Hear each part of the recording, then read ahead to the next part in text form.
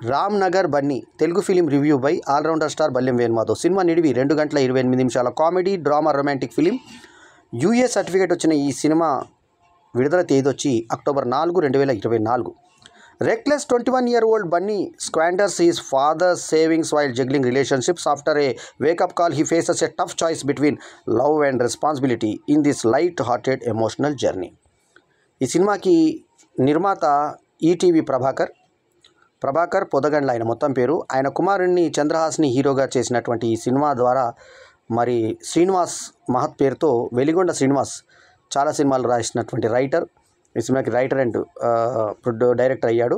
Producer వచ్చి ప్రభాకర్ తన కుమారుని హీరోగా చేశాడు కాబట్టి. మలేజా ప్రభాకర్ మరొక ప్రొడ్యూసర్ కాగా, అశ్విన్ హేమంత్ మ్యూజిషియన్ కాగా, అస్కర్ అలీ సినిమాటోగ్రఫీ చేసిన ఈ సినిమాకి senior editor Marthand K Venkatesh ఈ సినిమాకి ఎడిటింగ్ బాధ్యతలు నిర్వహించగా, విస్మయ శ్రీ హీరోయిన్గా నటించిన ఈ సినిమాకి రిచా జోషి, అంబికా వాణి, రితు మంత్ర లాంటి మరో 3 హీరోయిన్లు ఉండగా, మురళీధర్ గౌడ్ తండ్రి పాత్రలో అద్భుతంగా నటించినటువంటి ఈ సినిమా కథా కథనాల వచ్చే ముందు ఫస్ట్ ఈ సినిమా వివాదాల గురించి మాట్లాడుకుందాం. యాటిట్యూడ్ స్టార్ అని చెప్పి పేరు ఇచ్చుకున్నారు వాళ్ళు. ఇది ఎక్కడొచ్చింది? ప్రెస్ మీట్లలో అతను యాటిట్యూడ్ చూపించడంతో అక్కడ నుంచి ఇతన్ని యాటిట్యూడ్ స్టార్గా వీళ్ళే ప్రకటించుకున్నారు. యాటిట్యూడ్ అంటే మీనింగ్ ఏంటి? పొగరు అనే మీనింగ్ వస్తుంది.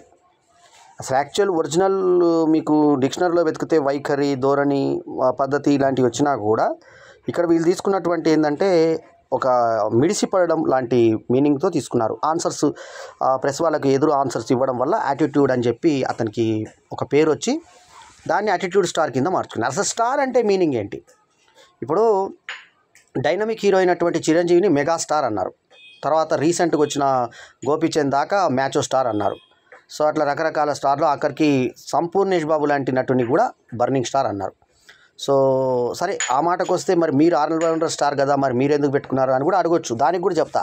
36 సినిమాల అనుభవము, తర్వాత ఒక శతదినోత్సవ సినిమా కౌశల్య లాంటి ఒక బ్లాక్ బస్టర్ హిట్, తర్వాత మిగతా సినిమాలన్నీ కూడా కొద్దో గొప్ప ఆడిన సినిమాలు, ఒక అర్ధశతదినోత్సవ సినిమాలు 3, ప్రేమ గులాబీ, గోప్యము లాంటి సినిమాలు మరి సక్సెస్లు ఉన్నాయి కాబట్టి ఇవన్నీ పెట్టుకున్నా కాబట్టి ఒక ఆల్రౌండర్ స్టార్ అంటే ఒక సాంస్కృతిక రంగంలో ఒక దాదాపు 36 ఏళ్ళ అనుభవము, వేరే సినిమా రంగంలో కూడా ఎన్నో ఒడికుదొడుకులు, మంచి చెడు, ఆటుపోట్లు అన్నీ చూసిన వాడిని కాబట్టి ఒక ఆల్రౌండింగ్ ఇది దాంట్లో మనకి గిన్నిస్ రికార్డుతో పాటు మనకి 24 క్రాఫ్ట్స్లో 20 క్రాఫ్ట్స్ చేసినటువంటి ఒక రికార్డు ఉంది కాబట్టి ఇవన్నీ చేసి ఇటు అన్ని పరిశ్రమలలో నేను ఉన్నాను కాబట్టి ఆల్రౌండర్ స్టార్ అని తగిలించుకోవడం వల్ల వ్యక్తిగతంగా ఒక స్టార్ వాల్యూ ఉంది అన్న ఫీల్ అయినా కాబట్టి ఆల్రౌండర్ స్టార్ అంటే మీనింగ్ ఉంది.